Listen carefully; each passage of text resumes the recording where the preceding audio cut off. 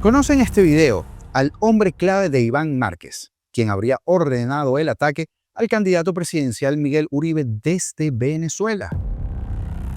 La Policía Nacional Bolivariana dirige en el helicoide el mayor centro de extorsión de nuestro país. El nombre clave, Gerardo Bravo, un minion de Diosdado Cabello.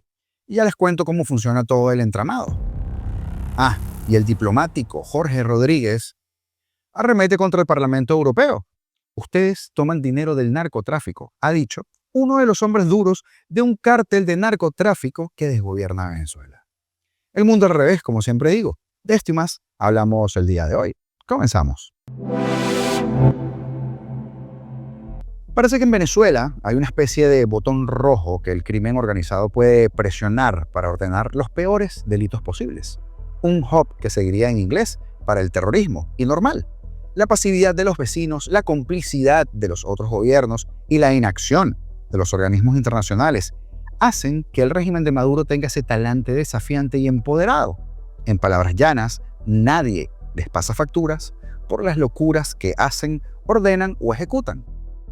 Un mes después del atentado sicarial contra el senador y precandidato presidencial Miguel Uribe Turbay, ocurrido el pasado 7 de junio en el barrio Modelia de Bogotá, nuevas revelaciones obtenidas por el medio del tiempo, a través de fuentes judiciales de alto nivel en Colombia, apuntan a una estructura criminal compleja que conecta al crimen organizado urbano con la insurgencia armada y, por lo que sea, con Venezuela. Quise decir, con el régimen delincuencial de Maduro. El diario El Tiempo reveló que detrás del plan estaría José Aldinever Sierra, conocido con el alias de Zarco Aldinever, uno de los hombres de más confianza de Iván Márquez. Al parecer, este sujeto estaría ordenando todo tipo de acciones terroristas desde Terrorland, Venezuela, donde esta guerrilla se resguarda, por supuesto, de las autoridades colombianas con el beneplácito de Maduro. Por ello, no se descarta que la orden del atentado a Miguel Uribe Turbay hubiera llegado desde tierras venezolanas. Inteligencia tendría información de que el ataque no fue planeado de manera directa por la mencionada disidencia de la FARC, sino que se hizo a través de intermediarios y con ello se buscó dispersar las pistas que podrían apuntar hacia ese grupo guerrillero. Además, el medio mencionado precisó que hasta la fecha se manejan dos hipótesis como los principales motivos sobre este crimen. La primera apunta que se dio por el perfil político de Uribe Turbay y su posición sobre los grupos armados, su enfrentamiento directo. Y la segunda se refiere a la visibilidad que estaba teniendo el precandidato presidencial, por lo que era el blanco perfecto para intentar afectar las elecciones del próximo año en Colombia. Por el momento, todo conduce a que las disidencias de las FARC son las responsables de este hecho que ha generado gran consternación y rechazo en todo el país, en Colombia y, por supuesto, en muchas partes del mundo.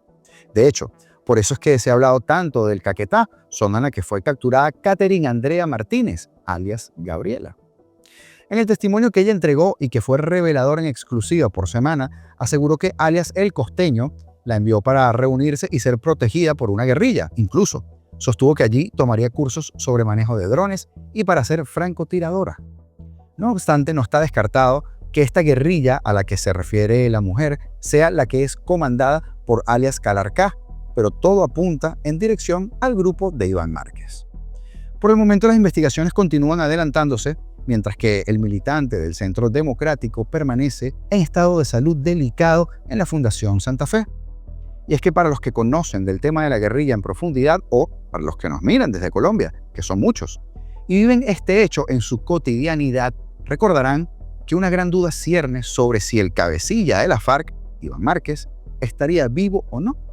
Sin embargo, pese a los rumores recurrentes sobre su fallecimiento, reportes de inteligencia recientes obtenidos por El Tiempo indicarían que el ex líder guerrillero, que de ex nada, de la segunda Marquetalia permanece con vida y operando desde territorio, rayita, justifique su respuesta. Sí, territorio venezolano. Y es que cuando Iván Márquez anunció la creación de la nueva Marquetalia, dijo que trasladarían la guerra a las ciudades y que en lugar de atacar policías y militares, se irían contra la oligarquía. Y ya conocemos que en ese etéreo costal meten a políticos como Miguel Uribe. Esa frase, la oligarquía, que tanto ruido hace en nosotros. La oligarquía. Es una hipótesis que tiene bases sólidas, pero aún faltan piezas para complementar un complejo rompecabezas, en especial en lo relativo a las fechas. ¿Por qué ordenar un magnicidio tan alejado de los comicios de un país de raquítica memoria, que se le olvida todo rápido? Porque de no haber fallado el sicario, no se habría generado la impresionante ola de cariño y solidaridad que no había vivido Colombia en los últimos 30 años posiblemente. El fenómeno de Miguel Uribe en la UCI, luchando por su vida día a día, mientras millones rezan confiados en que para Dios nada es imposible y que obrará el milagro. Eso resulta inédito en un país donde, al igual que en Venezuela, la vida parece no valer nada y el dolor por la tragedia dura lo que dura un suspiro. ¿Se le ocurre a usted algún país del continente donde un terrorista o un guerrillero o un delincuente de alto perfil pueda ir a refugiarse, a pasar unas vacaciones placenteras fuera del radar de las autoridades, a organizar sus cosas sabiendo que la ley allí no le va a perseguir, ni le acosa ni lo hostiga? A mí se me ocurre uno. Seguro que la reacción ciudadana habrá sorprendido a Iván Márquez, que reside en Venezuela, protegido por Nicolás Maduro y de algún modo por el gobierno colombiano. Le concedieron una segunda oportunidad que no merecía y siempre han cubierto con un manto de silencio y misterio la localización y el estado de salud del matón que fundó la Nueva Marquetalia. Hace un año, el 19 de julio de 2024, estuvo a punto de celebrar la muerte de un antiguo compañero al que odiaba desde hacía lustros. Pero una bomba de 30 kilos de pentolita que un sicario debía pegar debajo de la camioneta de Gabriel Ángel no estalló. La policía debió detonarla después. Fue una joven la que llevó el explosivo en una mochila hasta ese lugar de los hechos para entregárselo a la persona que haría el trabajo. Llegó en moto con otra mujer e hizo lo que le habían mandado. El recorrido de todos ellos quedó grabado en cámaras callejeras. Catherine Andrea Martínez, quien confesó que en una ocasión le habían entregado una bomba en una maleta para el atentado contra un exguerrillero, puesto que su misión en el bajo mundo consistía en guardar armas y luego dárselas a los matones de turno. Mera casualidad que tuviese que ver en los dos atentados. Márquez detestaba a Gabriel Ángel desde el día en que, aún en el monte, criticó ante otros comandantes que recurría a sesiones de espiritismo junto con Santrich para evocar el espíritu de Bolívar, como dos idolátricos. Tampoco le perdonaba que hubiese dudado de la honestidad de Santrich cuando lo detuvieron por narcotráfico, ni que criticara las rumbas con mujeres de la vida fácil que organizaban en Bogotá cuando definían las líneas del nuevo partido para ganarse el favor de los guerrilleros que invitaban. Discreparon de muchos aspectos, como mantener el nombre de FARC para el partido, que impuso Márquez. Pero luego, sin su participación, lo cambiarían a Comunes. También culpó de malas maneras al grupo de Timochenko, al que pertenecía Gabriel Ángel, por trasladar la tumba de Marulanda desde su primer escondite a otro lugar sin consultarle antes. Y tuvieron más desencuentros, que fueron llenando la copa del odio que Márquez, un criminal que no dudó en mandar a asesinar a su compañera de siempre, Lucía, en Barinas, Venezuela, porque lo abandonó hastiada de los cachos que le ponía en Cuba, en tiempos de la paz de Santos, siendo el líder de la negociación de la FARC. Las coincidencias del modus operandi entre los atentados de Gabriel Ángel y de Miguel Uribe, por eso le menciono lo anterior, y el que Catherine Andrea hubiera participado en ambos, abonan la hipótesis del comandante guerrillero como el autor intelectual. Es claro que a las bandas criminales de todo pelaje no les conviene un gobernante de derecha o de centro derecha opuestos a los procesos de paz cargados de tolerancia e impunidad. Lo corroboró, sin pelos en la lengua, el delincuente Vallejo en la tarima de la Alpujarra. Tampoco a Nicolás Maduro le interesa tener de vecino a un gobierno que abrace a la oposición y que ayude a la caída del propio Maduro, y que combata a sus aliados del ELN y no acepte abrir proceso alguno contra Márquez. Añadido que su lugarteniente, alias John 40, es un capo clave para el Cártel de los Soles por su dilatada experiencia en el narcotráfico. Cuando Iván Márquez anunció la creación de la Nueva Marquetalia, dijo que trasladarían las guerras, como les decía, a las ciudades y que en lugar de atacar a los policías y a los militares, irían en contra de la oligarquía. Y la víctima, el pobre Miguel Uribe, además de que pertenece al Centro Democrático, partido que las guerrillas han declarado objetivo militar en sus zonas de control y había sido cabeza de lista del Senado por decisión de Álvaro Uribe, el líder político al que quisieran ver muerto. Allí tienen uno de sus grandes targets. Por alguna razón, el caso del intento de asesinato de Gabriel Ángel no lo asumió la UEI, Unidad Especial de Investigaciones, creada, entre otros fines, para los crímenes contra desmovilizados. Quizá, al tratarse de una intentona fallida, no le dedicaron el esfuerzo suficiente para descubrir a los autores materiales. y no parece que pertenezcan a una banda de sicarios de primer nivel, dada la cantidad de pistas que dejan y los errores que cometen durante su labor criminal. Unos piratas, pues. Así que las autoridades siguen trabajando en la búsqueda de más elementos, pero todo apunta a que desde Venezuela se habría orquestado este intento de asesinato. ¿Qué piensas tú de esto? Déjamelo saber en los comentarios, porque lo que sigue es para una nueva entrega de la película Tropa Élite. En el último tramo de la arquitectura espiral del helicoide en el tope, opera el mayor centro de extorsiones en Venezuela. No es administrado por bandas armadas ni por el Tren de Aragua, sino por la brigada motorizada de la Policía Nacional Bolivariana al mando del comisario Gerardo Bravo. Allí son llevados venezolanos incautos que son registrados, o indefensos diría yo, que son registrados en alcabalas de la PNB en las calles de Caracas y el área metropolitana, y por casi cualquier cosa. Una infracción de tránsito, un mensaje considerado de instigación al odio, posesión de sustancias ilícitas, un vapor, oponerse a la autoridad, actitud sospechosa o porque les da la gana y punto, que es muy común también. Se les detiene y son trasladados al helicoide, conocido por ser el mayor centro de violación de derechos humanos, y aunque Michelo te intente vender lo contrario en TikTok, bailando sobre las víctimas, es allí, en el helicoide, donde comienza el secuestro. Los detenidos caen en pánico, obvio, apenas tienen aviso de que serán trasladados a ese lugar y son capaces de pagar cualquier monto por evitar el calabozo, y en un país sin leyes ni justicia y con un fiscal tan mediocre como Tarek William Saab, más que la voluntad del chivo de turno, no hay forma de evitar que eso suceda. Una vez en el helicoide, funcionarios de la brigada motorizada le revisan exhaustivamente todo, principalmente sus teléfonos, para encontrar cualquier motivo para mantener el psicoterror. Les dicen que no les harán daño si colaboran, que les permiten una llamada, y así comienza la negociación. No tiene caso borrar cosas, han dicho víctimas. Ellos dicen que recuperan y leen todo.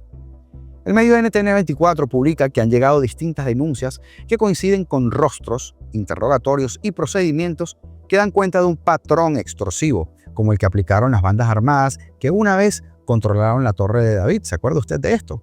O las que controlaban el centro financiero Confinanzas, ocupado por delincuentes de alta peligrosidad que sembraron el terror en el centro occidente de Venezuela.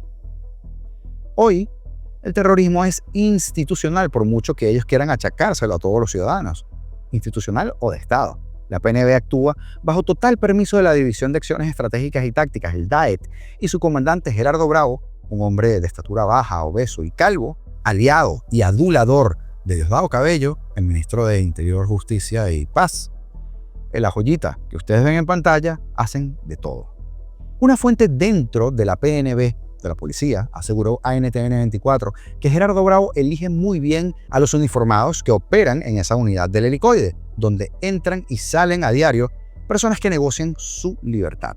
Ningún uniformado lleva el nombre, no tienen distintivos, no se llaman por sus propios nombres y son cuidadosos de los celulares encendidos, de lo que conversan o de lo que dicen delante del detenido.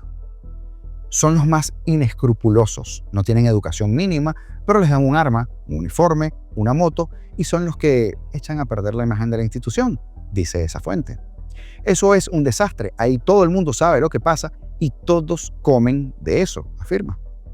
La práctica tiene tiempo, pero se masificó, por supuesto, después del 28 de julio de 2024, cuando se produjeron miles de detenciones bajo cargos de oposición al régimen. Los testimonios de víctimas coinciden en que la tarifa de la extorsión es de $6.000. Uno tiene que llamar a la familia o a los amigos porque, claro, nadie quiere quedarse allí.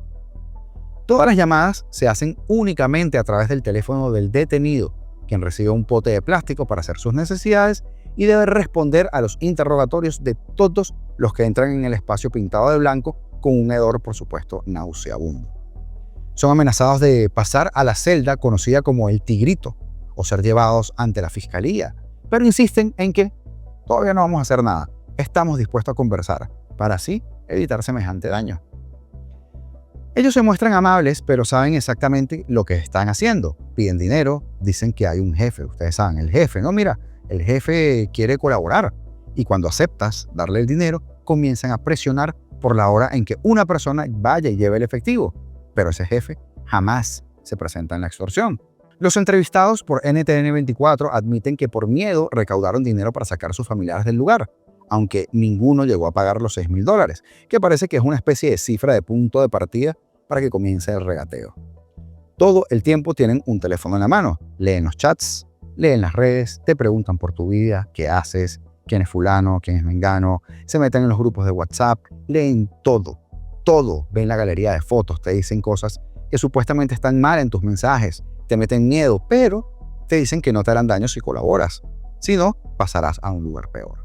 Uno es capaz de llamar a quien sea, de vender lo que sea para darles ese dinero, comenta otra víctima que promete hablar por última vez de este asunto. Una vez que se hace el negocio, la persona de confianza del detenido llega hasta la entrada del helicoide donde lo recoge un PNV en una moto y lo sube hasta la división. Y allí el familiar es cateado por una fémina o un masculino, dependiendo del caso y como dicen ellos, y debe entregar su teléfono apagado para verificar el estado del detenido. Lo hacen esperar en una sala y antes de irse, el detenido es obligado a grabar un video diciendo que fue sometido a un procedimiento de rutina, que no fue golpeado y que le respetaron sus derechos humanos. Y lo contrario, pues. Después de esa pesadilla, muchos han decidido obviamente irse del país. Pero recuerda, según el régimen, la migración es por las sanciones de los Estados Unidos. Qué difícil es explicar Venezuela. Y la Asamblea Nacional, este circo increíble, aprobó un acuerdo en donde se declara persona no grata a los representantes del Parlamento Europeo, tras la inclusión de Venezuela en una lista de países de riesgo por lavado de activos, lo que abunda en Venezuela. El presidente de ese intento de Asamblea Nacional, Jorge Rodríguez, acusó a los europarlamentarios de ser propiciadores del genocidio en Gaza. Y unos detalles más. De allá lo que ha venido es desolación y muerte, hipócritamente envuelto. Por tanto, con mis dos manos voy a votar a favor del acuerdo. Estoy de acuerdo con que se le coloquen los otros elementos relacionados con el lavado de dinero, porque también lavan el dinero de la droga que trafican, sí, pero de las armas que trafican también. Y de la trata de personas, el principal mercado y empresa, industria macabra de tráfico de personas es el continente europeo. En la sesión ordinaria de este jueves 20 de julio, donde Rodríguez amenazó con descuentos además de sueldo, suspensiones y exponer públicamente a los diputados principales que no cumplen con los horarios de las sesiones, se señaló a los representantes del Parlamento Europeo de indignos e inmorales. Además, les dijo brutos, tras alegar que Venezuela no tiene acceso al mercado internacional por las sanciones. Rodríguez insistió que las medidas coercitivas impuestas por Estados Unidos y la Unión Europea afectan a la sociedad venezolana, al tiempo que también destacó que en esos países se lava dinero, dijo el jerarca de un narcoestado que contrabandea, lava dinero y hace de todo. ¿Será que creen que el dinero se lava en lavadora? No hacemos como ustedes, que toman el dinero del narcotráfico, la trata de personas, de venta de armas y los meten en los mercados financieros. Es un honor que nos hayan incluido en esa lista, que los principales lavadores de dinero nos incluyan, porque no queremos estar en la misma lista de esos lavadores de dinero y patrocinadores de genocidios, afirmó el diputado que hace exactamente todo lo que acusa a los europarlamentarios. También los tildó de hipócritas por condenar el terrorismo mientras avalan, según él, genocidios como el de la Franja de Gaza y no denuncian las acciones de Israel contra el pueblo palestino. Además, pidió que se señale el riesgo que significa un Parlamento Europeo que cada vez tiende más hacia el extremismo de derecha, exactamente igual que el extremismo de derecha que llevó al poder al pintor austriaco, porque no puedo decir el nombre, y al otro, al del apellido que termina en Ini. El acuerdo fue llevado a la plenaria por Pedro Carreño, posiblemente uno del top 10 de lo peor que tiene el chavismo, el creador de DirecTV Nos Graba. Y que se declare personas no gratas a toda la directiva de ese Parlamento Europeo. Y a todos los parlamentarios europeos que votaron a favor de esa estupidez. Lo que pasa es que cada vez que nos insulten tenemos que salir a responder. Al momento de proponer el acuerdo, Carreño dijo que Venezuela no puede hacer más transacciones con bancos internacionales debido a las sanciones y además es víctima del congelamiento de más de $7.000 millones en efectivo. Pedro Carreño no es que sea el lápiz más afilado de la cartuchera. ¿Cómo Venezuela recibe dinero sucio? Es imposible que se logre, aseguró el diputado. quien dijo que esta acción de la Unión Europea busca criminalizar a la revolución bolivariana para justificar una agresión extranjera. Pero si los que se criminalizaron fueron ellos mismos. Es absurdo que la Unión Europea pretenda dar lecciones en materia de activos y financiamientos al terrorismo cuando gobiernos de este bloque han participado públicamente y flagrantemente en estos delitos. ¿Quiénes son los que lavan los activos? Ellos, la Unión Europea. Crearon un sistema financiero internacional con una serie de secretos financieros para proteger el origen de los capitales. Lo dijo, de hecho, recientemente el arrastrado del presidente de Argentina, Javier Milei, afirmó Carreño, no son mis palabras. En la sesión de este jueves, el Parlamento venezolano también autorizó la designación de Imad Saab como embajador de Venezuela ante Argelia, y ya le vamos a meter la lupa a eso. La Asamblea Nacional Ilegítima de Venezuela. Menudo nido de roedores políticos y disminuidos intelectuales. Saludos especiales para Alonso Barbosa por su aporte al canal mediante los Super Thanks. Gracias, Alonso. Tu aporte nos ayuda mucho en esta labor que llevamos a cabo todos los días. De igual manera, gracias infinitas a todos ustedes por estar siempre allí. Suscribirte, comentar, darle like a los videos y compartirlos es gratis. Y es una excelente manera que tienes para ayudarnos si quieres hacerlo. Es sencillo. Los botones están acá abajo.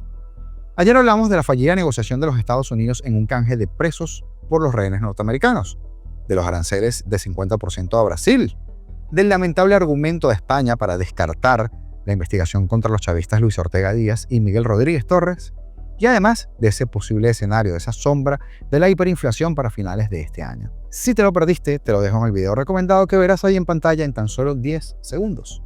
Esto es Apolítico. Si te indigna lo que escuchas, compártelo. Si te duele, habla, escríbenos. Y si aún crees que podemos cambiar esto, suscríbete. Y sigamos peleando juntos por la libertad o nada.